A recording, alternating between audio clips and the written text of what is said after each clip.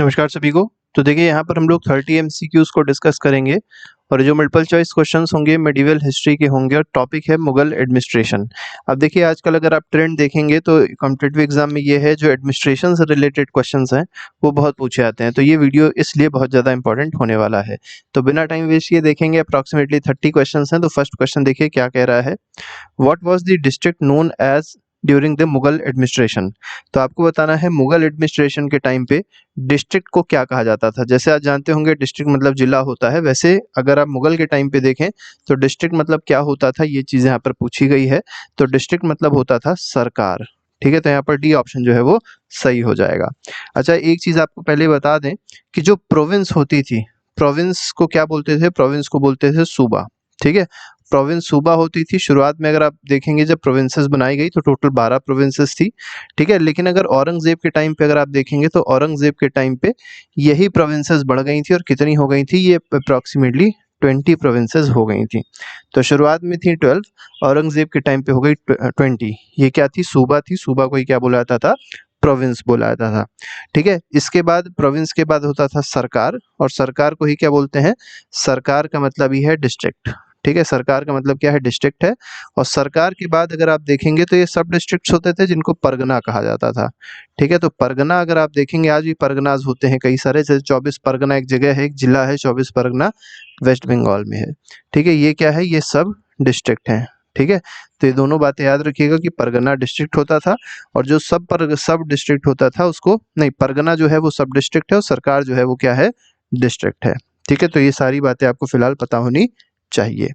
Next पे आते हैं, और प्रोविंस क्या है, प्रोविंस मतलब सूबा है। क्वेश्चन नंबर सेकंड में कहा गया what was the district called during the Mughal period. देखिए भी हमने आपको बताया डिस्ट्रिक्ट क्या कहलाता था, डिस्ट्रिक्ट कहलाता था सरकार।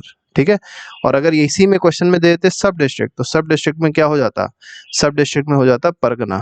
ठीक है, तो सब डिस्ट्रिक्ट का भी आपको पता होना चाहिए और डिस्ट्रिक्ट का भी पता होना चाहिए। इन्हीं दोनों में कंफ्यूजन होता है कि डिस्ट्रिक्ट का मतलब लोग सोचते हैं परगना, लेकिन डिस्ट्रिक्ट का मतलब क्या है, सरकार है, और सब डिस्ट्रिक्ट का मतलब क्या है, परगना है, और सूबा क्या है, प्रोविंस है। ठीक है, क्वेश्चन नंबर थर्ड देखिए, थर्ड क्वेश्चन में कहा गया with reference to the medieval India one of the following is the correct sequence. अब देखिए अभी हमने आपको सीक्वेंस बताया था। अब देखिए असेंडिंग ऑर्डर पूछा गया है यहाँ पर। अब यहाँ असेंडिंग अगर नहीं पता है आपको, असेंडिंग का मतलब होता है छोटे से बड़ा। ठीक है, तो सबसे छोटा, फिर उससे बड़ा, फिर सबसे बड़ा। अब सबसे बड़ी क्या होती है, प्रोविंस होती है। और प्रोविंस को अगर आप ब्रिटिश पीरियड में देखेंगे, प्रोविंस को क्या कहा जाता था, प्रोविंस को कहा जाता था सूबा। ठीक है, अब इससे क्या छोटा होगा, प्रोविंस से छोटा होगा डिस्ट्रिक्ट। डिस्ट्रिक्ट को क्या कहा गया है, सरकार कहा गया है। ठीक है, तो सरकार सेकंड नंबर पे आएगा। और यहाँ पर अगर आप देखेंगे सबसे छोटा सब डिस्ट्रिक्ट है, और सब डिस्ट्रिक्ट को क्या कहा गया है, सब डिस्ट्रिक्ट को कहा गया है परगना। ठीक है, तो यहाँ पे हो जाएगा परगना। ठीक है, तो पहले परगना आएगा, फिर सरकार आएगा, और सबसे बड़ा क्या है, सूबा है। तो परगना, सरकार और सूबा आप देख सकते हैं ए ऑप्शन में दिया हुआ है। ठीक है, तो ए ऑप्शन सही हो जाएगा यहाँ पर। अब यहाँ पर अगर आपने सी लगा दिया तो गलत होगा, वो डिसेंडिंग ऑर्डर हो जाएगा। ठीक है, ये असेंडिंग पूछा था, मतलब सबसे छोटे से सबसे बड़ा। तो सबसे छोटा होता है परगना जिसको सब डिस्ट्रिक्ट कहेंगे, और सबसे बड़ा है इसमें सूबा जिसको प्रोविंस कहते हैं। अगले क्वेश्चन पे आते हैं, अगला सवाल देखते हैं। क्वेश्चन नंबर फोर्थ है। फोर्थ क्वेश्चन क्या कह रहा है, विच of the following was the head of army in Mughal period. अब मुगल पीरियड के टाइम पे अगर आप देखेंगे जो आर्मी का हेड होता था वो कौन कहलाता था, ये यहाँ पर पूछा गया है। तो आर्मी का जो हेड होता था मुगल पीरियड में उसको मीर बख्शी कहते थे। तो यहाँ पर बी ऑप्शन जो है वो सही है। तो मीर बख्शी याद रखिएगा, आर्मी का हेड होता था। और इसके मेनली अब काम देखेंगे तो इसके 2-3 काम इंपॉर्टेंट होते थे, जैसे जो भी सैलरी दी जाएगी, ठीक है, जो भी वहाँ के सोल्जर्स होंगे उनको जो भी सैलरी दी जाएगी वो डिसाइड करने का काम भी यही करता था। ठीक है, और कहीं ना कहीं जो लीड करता था आर्मी को वो तो था ही था। तो कई सारे इसके काम होते थे, केवल एक ही काम नहीं होता था। देखिए वही चीज़ यहाँ पर पूछी भी गई है कि इसका मेन अगर आप फंक्शन देखेंगे, पूछा गया in Mughal era duty of Mir Bakhshi was. अब मीर बख्शी, अभी हमने देखा आर्मी हेड को मीर बख्शी कहा गया, इसकी ड्यूटी क्या होती थी। ठीक है, तो supervision of land revenue officials. ठीक है, तो सुपरविजन करता था लैंड रेवेन्यू ऑफिशियल्स का, ये मेनली इसका क्या था, काम था। ठीक है, अपार्ट फ्रॉम जो आर्मी हेड था वो तो था ही था, लेकिन उसके अलावा ये इसके पास काम था कि जो लैंड रेवेन्यू ऑफिशियल्स थे उसको भी क्या करता था, सुपरवाइज करता था। ठीक है, जैसे अगर आज के टाइम पे आप देखेंगे तो आर्मी हेड का काम नहीं है, उसका काम केवल आर्मी को लीड करना है। ठीक है, आर्मी को केवल ये कह सकते हैं कि आगे बढ़ाना है, ट्रेनिंग करानी है, ठीक है, जो भी नई नई पॉलिसीज वो बनानी है वो आर्मी के हेड का काम है। लेकिन पहले काम ये भी था मुगल पीरियड के टाइम पे या मिडिवल इंडिया के टाइम पे कि ये लैंड रेवेन्यू ऑफिशियल्स को भी सुपरवाइज करता था, आज ये नहीं करता।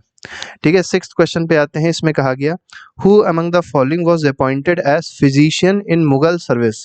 अब मुगल सर्विस के टाइम पे अगर आपको बताना है कि फिजिशियन कौन अपॉइंट किया गया था, ये यहाँ पर याद रखिएगा, तो मनुकी को अपॉइंट किया गया था फिजिशियन। ठीक है, अब ये मनुकी था कौन, तो सबसे पहली चीज याद रखिएगा, मनुकी जो है ये एक इटालियन ट्रेवलर था। कहाँ से आया था, इटालियन ट्रेवलर था। ठीक है, इटालियन ट्रेवलर तो था ही था, इसके साथ ही साथ आपको ये बात रखनी है कि इसने दारा शिकोह की आर्मी को भी ज्वाइन किया था। ठीक है, अब दारा शिकोह की आर्मी क्यों ज्वाइन करेगा, क्योंकि उस समय आप देखेंगे तो औरंगजेब और दारा शिकोह के बीच में वॉर ऑफ सक्सेशन चल रहा था कि कौन राजगद्दी पाएगा। तो मतलब इसने दारा शिकोह ने किससे लड़ाई करने के लिए औरंगजेब के साथ दारा शिकोह की लड़ाई होती है, लेकिन दारा शिकोह हार जाता है और ये क्या होता है, औरंगजेब जीत जाता है और इसको गद्दी मिल जाती है। अब ये फंस गया मनु की, करे तो करे क्या। तो इसने क्या किया, इसने एक नया प्रोफेशन ज्वाइन कर लिया और ये क्या बन गया, एक तरीके से फिजिशियन बन गया मुगल एम्पायर में। ठीक है, तो यहाँ पर सी ऑप्शन जो है वो बिल्कुल सही है। कंसीडर द फॉलोइंग स्टेटमेंट, अहादीस वर द ट्रूपर्स हु। अब देखिए आपको अहादीस के बारे में बताना है, अहादीस कौन होते थे। तो देखिए अहादीस ऐसे ट्रूपर्स होते थे, ठीक है, ऐसे ट्रूप्स होते थे जो अपनी सर्विसेज सिंगली देते थे, मतलब ये किसी और के साथ मिलके काम नहीं करते थे, अकेले अपना काम करते थे, तो सिंगली सर्विस देते थे, बिल्कुल ठीक है। Did not attach themselves to any chief, तो किसी भी चीफ से अटैच नहीं होते, इंडिपेंडेंटली ये काम करते थे, किसी चीफ से अटैच ये नहीं होते थे। Had the emperor as their immediate colonel, तो मेन इनका अगर आप देखेंगे हेड कौन है, ठीक है, किसके उसमें काम करते हैं, किसके लिए काम करते हैं, तो इमीडिएट हेड इनका कौन होता था, केवल और केवल एम्परर होता था, इसके अलावा इनके ऊपर कोई भी नहीं होता था। तो ये तीनों के तीनों स्टेटमेंट सही हैं। चौथे स्टेटमेंट देखिए क्या कहा गया, अटैच देमसेल्व्स टू मिर्जाज। अब देखिए अटैच तो किसी से होते ही नहीं थे, ठीक है, तो यहाँ पर फर्स्ट सेकंड थर्ड ऑप्शन जो है बिल्कुल सही है।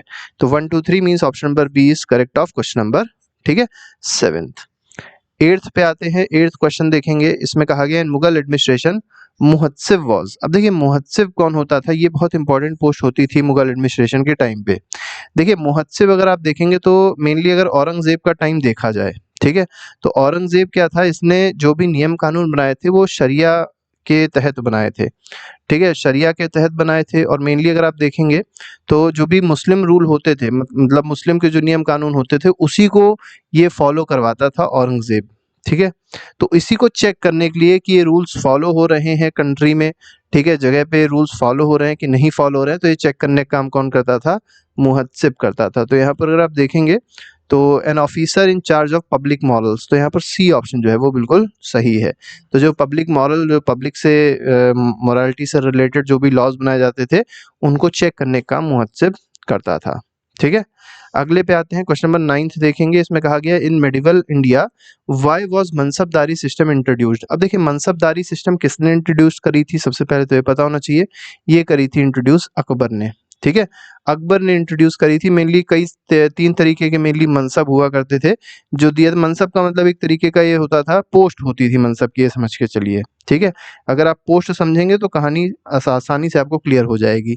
ठीक है, अकबर ने इंट्रोड्यूस किया था और मेनली क्यों इंट्रोड्यूस किया था वो चीज़ यहाँ पर आपसे पूछी गई है। ठीक है, तो एडमिनिस्ट्रेशन को साफ रखने के लिए, एडमिनिस्ट्रेशन को क्लीन रखने के लिए, कोई उसमें गलत चीज़ ना हो सके, ठीक है, प्रॉपर डिवीजन हो लेबर का, मेनली इसलिए ये चीज़ करी गई थी। तो 9th में डी ऑप्शन सही है।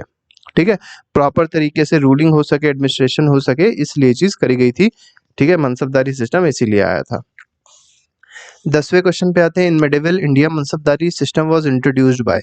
अब देखिए वही चीज़ पूछ ली कि मेडिवल इंडिया में अगर आप देखेंगे मनसबदारी सिस्टम जो है, ठीक है, वो किसने इंट्रोड्यूस किया था। अब यहाँ पर क्या है, यहाँ पर पूछा गया है किसने इंट्रोड्यूस किया, तो यहाँ पर कुछ और ना लगेगा, अभी हमने आपको बताया भी था, अकबर ने इंट्रोड्यूस किया, तो यहाँ पर सी ऑप्शन बिल्कुल सही हो जाएगा। ठीक है, अगले सवाल पे आते हैं। क्वेश्चन नंबर 11th कह रहा है which one of the following is not true about Mughal मनसबदारी system. अब देखिए मुगल मनसबदारी सिस्टम से रिलेटेड यहाँ पर कौन सी बात सही नहीं है। नॉट ट्रू याद रखिएगा, ट्रू नहीं पूछा है, नॉट ट्रू पूछा है। यहाँ पर देखिए लिखा है ना नॉट ट्रू। पहला दिया गया देयर वर 33 डिविजन्स, बिल्कुल ठीक है, 33 डिवीजन हुआ करते थे। दे गॉट कंडीशनल और मशूत रैंक, ठीक है, तो कंडीशनल रैंक दी जाती थी, मशूत रैंक दी जाती थी, ये भी बात बिल्कुल सही है। देयर सवार रैंक कुड नॉट एक्सीड। अब देखिए मनसबदार में मेनली दो कैटेगरी होती थी, एक सवार होते थे और एक जाट होते थे। ठीक है, सवार मेनली जिनको हॉर्सेज रखने होते थे उनको सवार कहा गया और जाट सिंपल है। ठीक है, अब इसमें कहा गया सवार rank could not exceed the Jat rank, ऐसा नहीं है। ठीक है, सवार रैंक जो है वो कभी कभी जाट से बढ़ भी जाती थी, ज्यादा भी हो जाती थी, तो ये स्टेटमेंट इसमें गलत हो जाएगा। तो सी ऑप्शन इसका सही है। ठीक है, इसका सही आंसर सी ऑप्शन हो जाएगा। All civil and military officers were given मैन सेज नहीं होगा, मनसब्स होगा। ठीक है, मनसब्स है। ठीक है, तो जो भी सिविल और मिलिट्री ऑफिशियल्स होता था उनको मनसब दिया जाता था, ये भी बिल्कुल सही बात है। ठीक है, तो मनसब दिया जाएगा, सिविल और मिलिट्री ऑफिसर जो भी होते थे उनको मनसब्स दिया जाता था। ठीक है, तो यहाँ पर अगर आप देखेंगे ए सही था, बी सही था, डी सही था, लेकिन कौन सा सही नहीं है, तो सी ऑप्शन जो है वो सही नहीं है। ठीक है, और एक बात और याद रखिएगा, मनसबदारी सिस्टम हेरिडिटरी नहीं थी, ये सबसे इंपॉर्टेंट है। नेक्स्ट पे आते हैं, क्वेश्चन नंबर 12 देखिए 12th क्वेश्चन में क्या कहा गया है। ठीक है, 12th क्वेश्चन कह रहा है consider the following statement about Mughal मनसबदारी, select the correct answer by using. मतलब यहाँ पर आपको 4 स्टेटमेंट दिए हैं और आपको करेक्ट बताना है इसमें करेक्ट कौन सा है। तो पहला कि देखिए क्या कह रहा है, Zat and mansab designation were granted, बिल्कुल सही बात है, जाट और मनसब डेजिग्नेशन दिए जाते थे, बिल्कुल ठीक है। ठीक है, इसके बाद क्या दिया गया, मनसबदारी वर हेरिडिटरी नहीं थी। ठीक है, यहाँ पर दिया गया हेरिडिटरी थी, तो बिल्कुल ही गलत है, नहीं थी। There were 3 classes of mansabdar, तो 3 क्लासेस हुआ करती थी मनसबदार की, ये बिल्कुल सही बात है। ठीक है, इसके बाद their salary was paid by Diwan office, ये स्टेटमेंट आपका गलत है। ठीक है, तो कौन कौन सा इसमें सही हो जाएगा, तो इसमें 2 स्टेटमेंट सही हैं, पहला और तीसरा। ठीक है, तो यहाँ पर डी ऑप्शन बिल्कुल सही होगा। अगले सवाल पे आते हैं, क्वेश्चन नंबर 13 देखिए 13th क्वेश्चन में क्या कहा गया, with reference to Mansabdari system. देखिए मनसबदारी सिस्टम से ही रिलेटेड क्वेश्चन पूछा गया है, क्योंकि मेन जो अगर आप देखेंगे जो कहानी रही है, ठीक है, मेन जो एडमिनिस्ट्रेशन का फोकस रहा है वो मनसबदारी सिस्टम ही रहा है मुगल पीरियड पे। ठीक है, तो यहाँ पर देखिए 2 बातें कही गई मनसबदारी सिस्टम से रिलेटेड। पहली बात क्या कह रही है, पहली बात में कहा गया Mansabdari system was official nobility of state started by Akbar. तो ऑफिशियल नोबिलिटी होती थी, ऑफिशियल नोबिलिटी का मतलब ये समझ के चलिए ऑफिशियल अधिकारी होते थे। जैसे आज अगर आप देखेंगे तो अधिकारियों में मेनली आईएएस होता है, ठीक है, सेंट्रल लेवल पे, और पीसीएस की जो पोस्ट होती है वो मेनली स्टेट लेवल पे होती है। ठीक है, हालांकि आईएएस जो है वो सबसे बड़ा अधिकारी होता है किसी भी डिस्ट्रिक्ट का, जो कि डीएम होता है, डिस्ट्रिक्ट मजिस्ट्रेट। ठीक है, लेकिन पीसीएस में अगर आप वही देखेंगे तो एसडीएम हो जाता है। ठीक है, अलग अलग जगह पे अलग अलग नाम होते हैं इसके, लेकिन फिलहाल उस समय अगर आप देखेंगे ऑफिशियल नोबिलिटी जो होती थी वो क्या होती थी, वो मनसबदारी होती थी, मनसब्स होते थे। और किसने स्टार्ट किया था इसको, अकबर ने स्टार्ट किया था, बिल्कुल सही बात है। लेकिन सेकंड स्टेटमेंट गलत दिया है, मनसबदारी वाज हेरिडिटरी, ये बिल्कुल गलत है, तो यहाँ पर only 1 is the correct answer. Question number 14 पे आते हैं, what was the principal source of state income in the Mughal India. अब देखिए स्टेट इनकम का सबसे बड़ा सोर्स क्या था, तो लैंड रेवेन्यू था। ठीक है, लैंड से जो भी रेवेन्यू मिलती थी वो मेनली सोर्स था इनकम का। अब लैंड रेवेन्यू में भी अगर आप देखेंगे वो कैसी रेवेन्यू होती थी, तो जैसे जो भी किसान जो भी उपज करता था, जो भी प्रोडक्शन करता था, उसका कुछ पार्ट यहाँ पर दिया जाता था, उसी को लैंड रेवेन्यू कहा गया है। आज अगर आप देखेंगे तो आज प्रिंसिपल सोर्स क्या है स्टेट इनकम का, तो आज जो है वो टैक्स है। अब वो टैक्स किसी के रूप में भी हो सकता है, एग्रीकल्चरल टैक्स नहीं अब लिया जाता। ठीक है, वो बिल्कुल भी नहीं लिया जाता है, जो पहले सबसे ज्यादा लिया जाता था।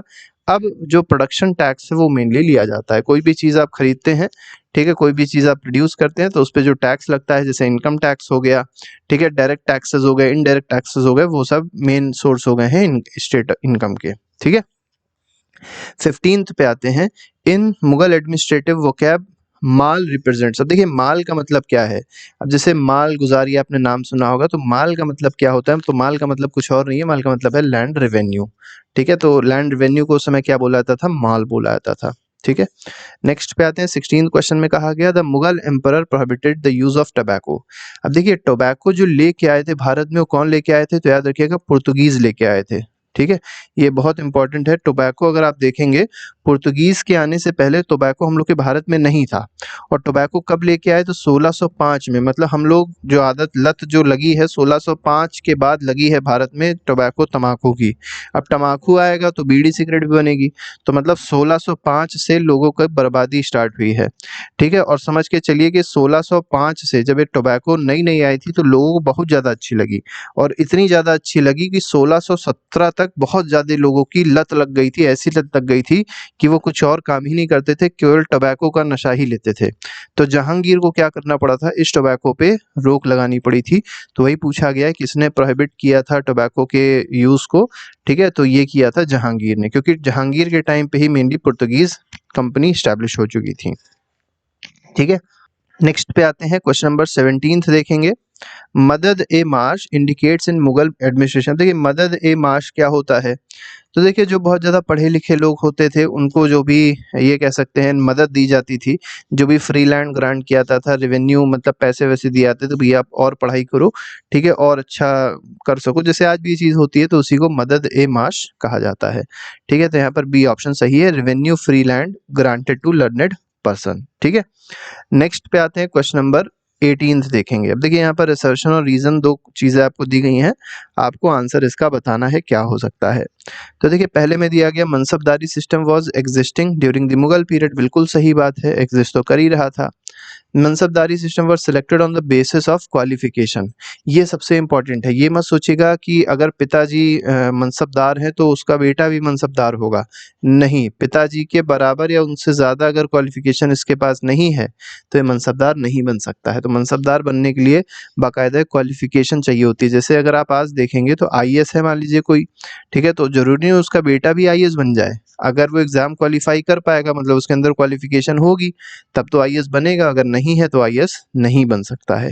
तो जैसे आज जो चीज़ें हेरिडिटरी नहीं है, पोस्ट हेरिडिटरी नहीं होती है, ठीक है, मेनली सिविल पोस्ट जो हेरिडिटरी नहीं होती है, इसी तरीके से पहले भी ये चीज़ हेरिडिटरी नहीं थी। तो दोनों बात सही है, लेकिन यहाँ पर रीजन नहीं दिया गया, असर्शन अलग चीज़ बता रहा है, रीजन अलग चीज़ बता रहा है। तो यहाँ पर बी ऑप्शन सही होगा, that is both assertion and reason are true but reason is not the correct explanation of assertion, ठीक है? क्वेश्चन नंबर 19 पे आते हैं। 19 में भी देखिए वही ऐसा, यहाँ पर दो स्टेटमेंट दिए गए हैं। अब इन दोनों स्टेटमेंट में आपसे पूछा गया कौन सा स्टेटमेंट इसमें सही है या गलत है। तो देखिए पहला क्या दिया गया, not all mansabdars were military officers. अब देखिए सारे के सारे अगर आप मनसबदार देखेंगे तो जरूरी वो मिलिट्री ऑफिसर्स भी हों, बिल्कुल सही बात है, ठीक है, कुछ ऐसे मनसबदार भी होते थे जो मिलिट्री ऑफिसर्स नहीं होते थे, ठीक है, तो यहाँ पर ये स्टेटमेंट बिल्कुल सही है। Those who held high civil post under the Mughals were also mansabdars and were graded accordingly। अब देखिए कोई भी ऐसा मुगल होता था, ठीक है, मतलब मुगल के शासनकाल में अगर कोई बहुत हाई पोस्ट रखता था अपने पास में, ठीक है, तो वो भी एक मनसबदार होता था और उसी तरीके से उसकी ग्रेडिंग भी होती थी। मतलब ये समझ के चलिए कि कोई भी हाई सिविल पोस्ट अगर ग्रहण करता था मुगल पीरियड में तो वो एक मनसबदार ही होता था। तो दोनों बातें बिल्कुल सही हैं, तो यहाँ पर बी ऑप्शन सही हो जाएगा। क्वेश्चन नंबर 20 कह रहा है, यहाँ पर भी असर्शन रीजनिंग बेस्ड क्वेश्चन दिया है, इसको देख लेते हैं, ठीक है। इसमें देखिए क्या दिया गया, the Mughal empire was originally a military state. अगर आप शुरुआत में देखें या बाद में भी देखेंगे तो मुगल एम्पायर क्या था, एक मिलिट्री स्टेट था, बिल्कुल सही बात है, ठीक है। अब मिलिट्री स्टेट क्यों था उसका देखिए रीजन यहाँ पर दिया होगा, the vitality of development of central government system depends on it's military power, बिल्कुल सही बात है। देखिए कोई भी जो भी गवर्नमेंट थी, जो भी मुगल था, वो कितना इंक्रीज होगा, कितनी वो अपनी शक्तियों को बढ़ा पाएगा, वो किस पे डिपेंड कर रहा था, केवल और केवल उनकी मिलिट्री पावर पे ही डिपेंड कर रहा था। जितनी ज़्यादा मिलिट्री पावर होगी उतनी ही ज़्यादा एरिया को कैप्चर कर पाएंगे और उतनी ज़्यादा उनकी शक्तियाँ बढ़ती चली आएंगी, ठीक है। तो दोनों बातें बिल्कुल सही हैं और जो रीजन है उसमें एक्सप्लेनेशन भी दिया गया है असर्शन का। तो यहाँ पर ए ऑप्शन सही होगा, that is both assertion and reason are correct and reason is correct explanation of assertion. अगले पे आते हैं, 21 क्वेश्चन देखेंगे। अब यहाँ पर देखिए आपको film the match the column दिया गया है, जैसे दीवाने तान दिया गया है। दीवाने तान कौन था, सबसे पहले तो आपको ये पता होना चाहिए। तो दीवाने तान अगर आप देखेंगे, ठीक है, तो ये क्या करता था, तो जागीर और सैलरीज के बारे में ये लेखा जोखा रखता था।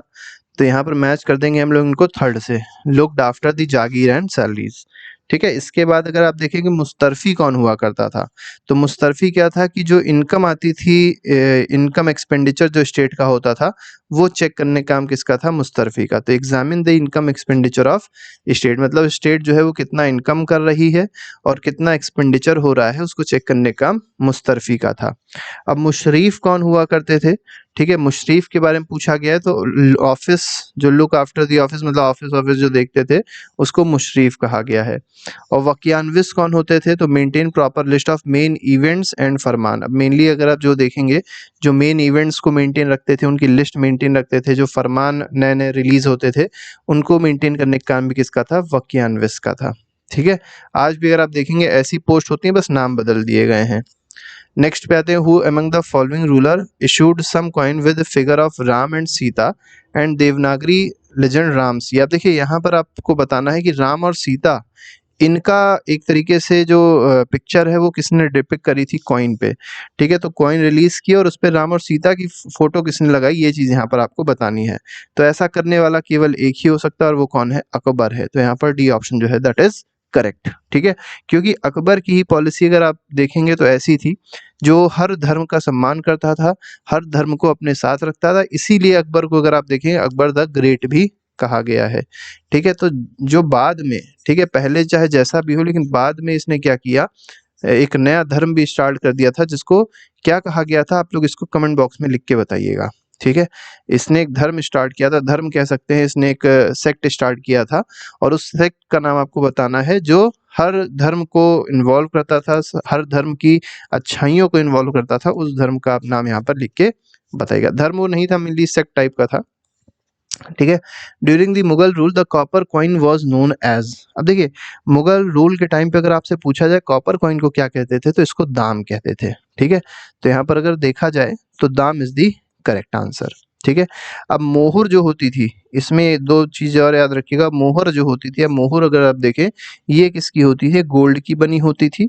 ठीक है, गोल्ड की मोहर होती थी। मोहर बोले या मोहर बोले एक ही चीज है।